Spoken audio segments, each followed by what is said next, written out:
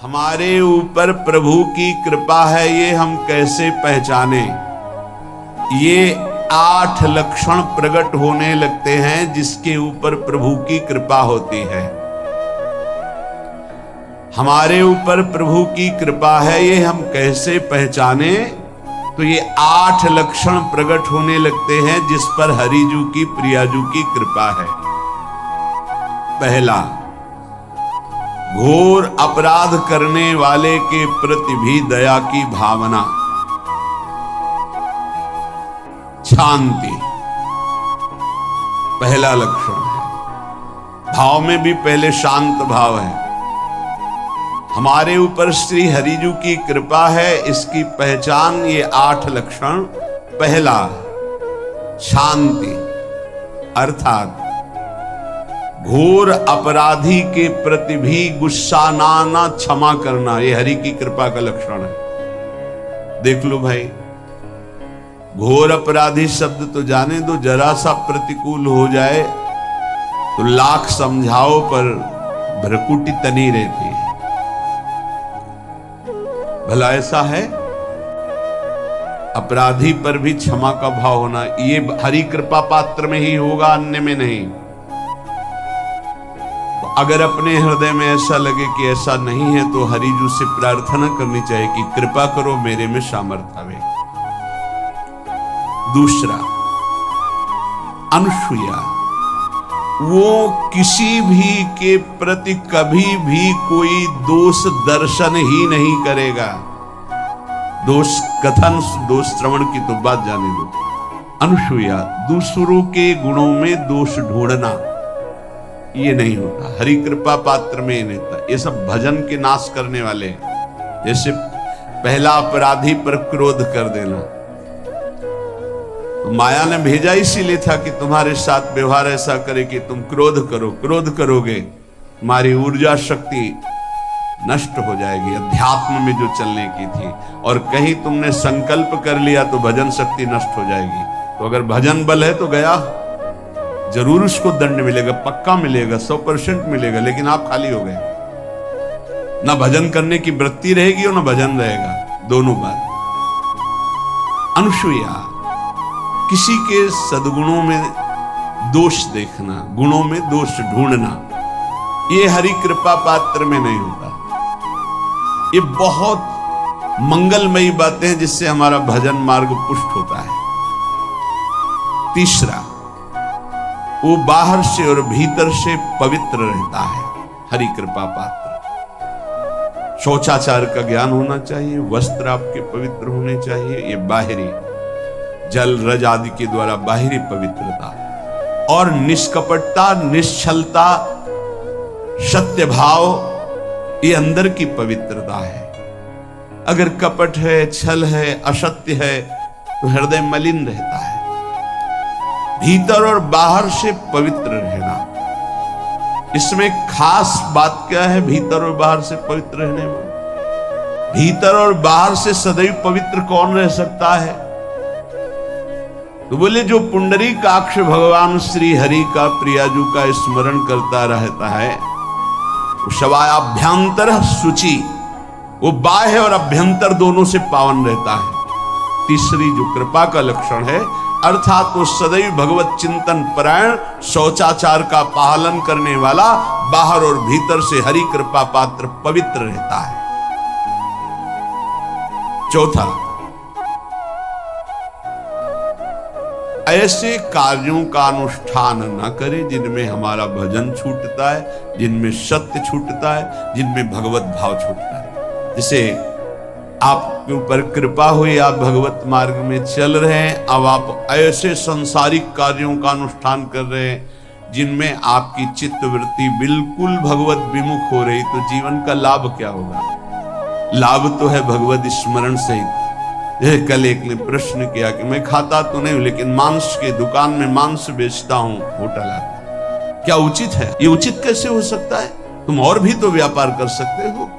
जरूरी है धर्म का पालन करने की इच्छा करते हो, धर्म आचरण करते हो, ऐसा नहीं। तो विरत बहुकर्मा, उन कर्मों से हमें विरत रहना है जो हमारे धर्म के विरुद्ध है, जो भजन के विरुद्ध है। हरि कृपा पात्र ऐसे कर्मों का अनुष्ठान कर ही नहीं सकता।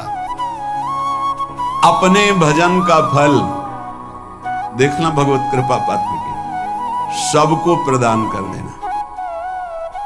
हिम्मत है?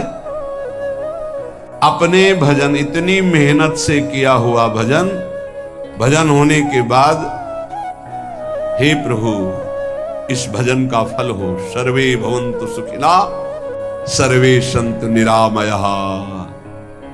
यहां तो कहते महाराज एक माला रोज आपके लिए करता हूं कि आपकी बीमारी ठीक रहे, तो शेष किसके लिए करते हो प्रभु?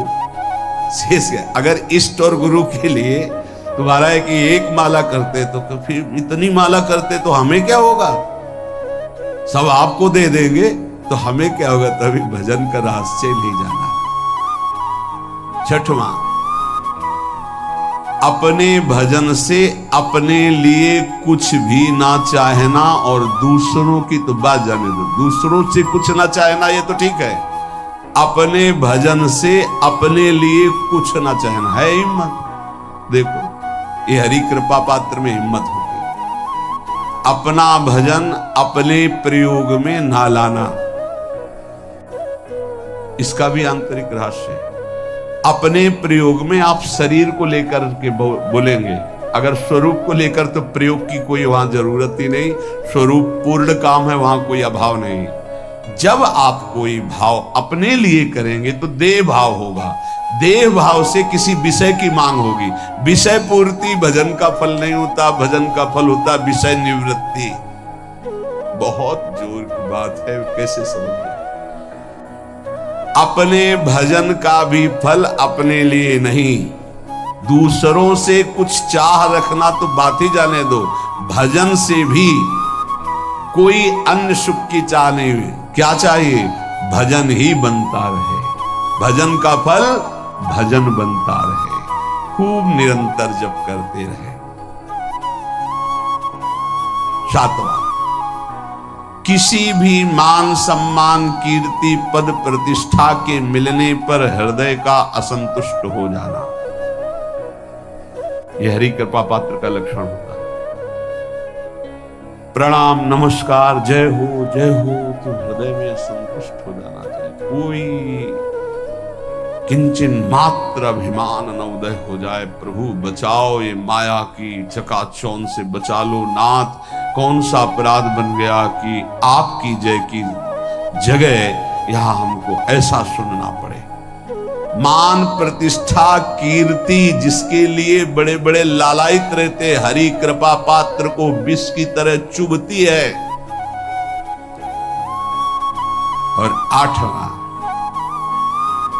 किसी भी प्राणी समुदाय से संबंध ना रखते हुए सब पर दया की भावना, सब पर कृपा की भावना, सब पर करुणा मैत्री, पर किसी से ममता नहीं।